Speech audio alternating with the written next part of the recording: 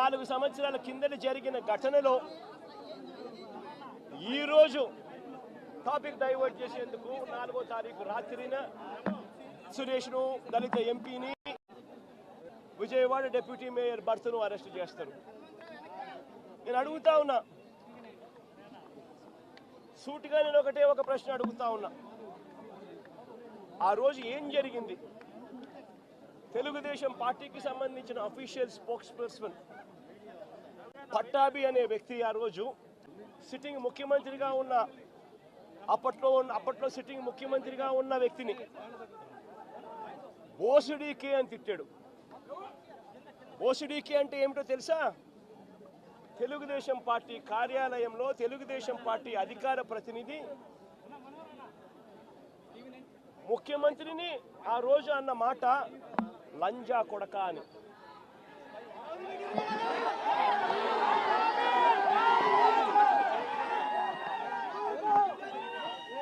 నిజంగా ఆ మాదిరిగా ఒక వ్యక్తి తిడితే రాష్ట్ర వ్యాప్తంగా ఆ ముఖ్యమంత్రిని ప్రేమించే వాళ్ళు, వైఎస్ఆర్ కాంగ్రెస్ పార్టీని అభిమానించే వాళ్ళు, రాష్ట్ర వ్యాప్తంగా ఉన్న వాళ్ళందరికీ కూడా కడుపు మండదా? ఎవరైనా చెబితేనే వాళ్ళు వచ్చి చేస్తారా? కడుపు మండిన వాళ్ళు, ఈ అన్యాయాన్ని చూడాలనుకునే వాళ్ళు, చూడకూడదు అని అనుకునే వాళ్ళు ధర్నా చేయడానికి వచ్చిన వాళ్ళ మీద దాడి చేయడానికి కూడా ప్రయత్నం చేశారు. ఆ దాడి జరిగిన పరిస్థితుల్లో, ఆ తోపులాటలో, ఆ తొక్కిసలాటలో తెలుగుదేశం పార్టీ ఆఫీసు మీద కొద్దో గొప్ప రాళ్ళు పడిండొచ్చు. నేను అడుగుతా ఉన్నా, ఆ జరిగిన ఘటనను ముఖ్యమంత్రిగా నన్ను అన్నా కూడా నేను చంద్రబాబు నాయుడు గారి మీద కక్ష సాధింపు చర్యతో వ్యవహరించాల.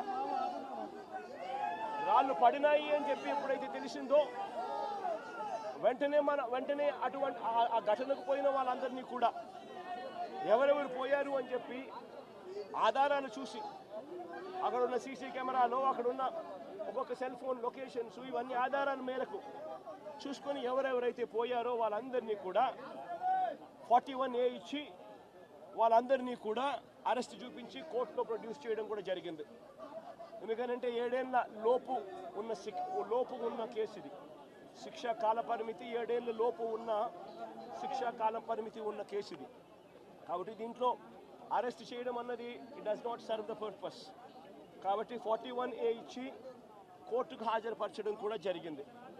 మన ఇంత నిబద్ధతతో ఆ రోజు మేము అడుగులు వేశాం. ఇంత నిబద్ధతతో ఆ రోజు నిబద్ధతతో అడుగులు వేసి వాళ్ళందరినీ కూడా హాజరుపరిచి 41A కింద వాళ్ళందరికీ కూడా నోటీసులు ఇచ్చి వాళ్ళందరినీ కూడా కోర్టు ప్రొడ్యూస్ చేశారు.